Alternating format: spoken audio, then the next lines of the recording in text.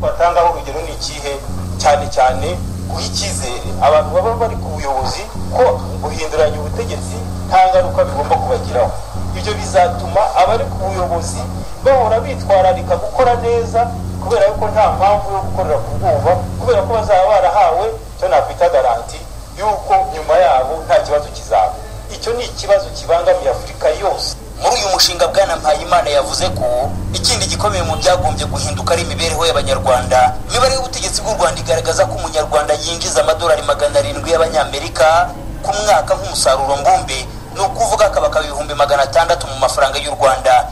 Gusa Mpayimana avuga ko biri mu mibare bidahura n'ibigaragarira amaso. Aravuga ko hakigaragara ubukungu budasaranganijwe, agasanga ibi byagombye guhinduka. Uyu murongo aho uri kuganisha ku giti cyanjye, nabonye abantu benshi bakomeye bafite ubushobozi, bafite ubukungu, bafite ubuyobozi, bicaye neza muri foteye, bameze neza. Bishobora guhinduka nk'ubukonde bagakomeza bakikirira, abakennye nabo bakavuma mu bukene bwabo, bigakomeza kuba gutyo. Ntawakwifuriza ubukene karande Abanyarwanda. Niyo mpamvu imibare yose itangwa y'uko ibintu bigenda neza, hari ubundi buryo kuko imibare ishobora gukomeza ikagenda neza, kandi hari ikintu cyitwa ubufashanye, gufashanya, solidarite, ni ugusaranganya ubukungu.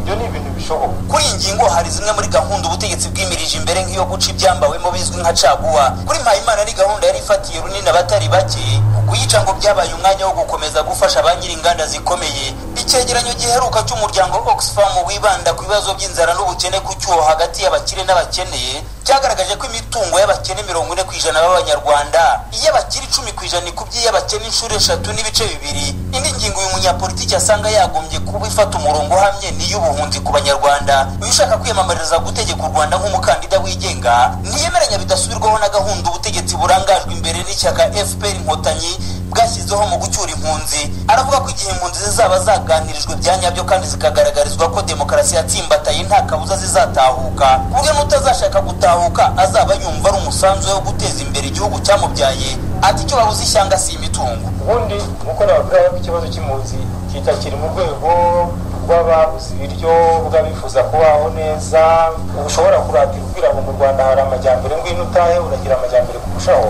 Abo bikiri ku rwego. Abanyarwanda b'impunzi benshi bari hanze bafite imitungo itubutse n'ubuzima bwiza. Bwana Mpayimana atangaje ibikubiye mu mushinga wo kwiyamamaza mu gihe acyumvikanisha ko amategeko n'amabwiriza bya komisiyo y'amatora bikirimo ibisa n'ibihato bikomereye abakandida bigenga. Umukandida wigenga arasabwa gukoresha iminsi 30 akagera muri buri karere ashaka bamuha imikono. Zigoye nuko muri iyo minsi 30 bamaye kuzenguruka turere 30 tw'u Rwanda, basaba kugira ahantu hamwe gusa nkorera mu karere, kandi nkatangaza no kuvuga ko niba hano muri Nyarugenge kizi icyicaro hano kuri plateau hariho nakirira amasinyatire y'abansinyira, abantu bari mu Gatsata sishobora kujya kubegera.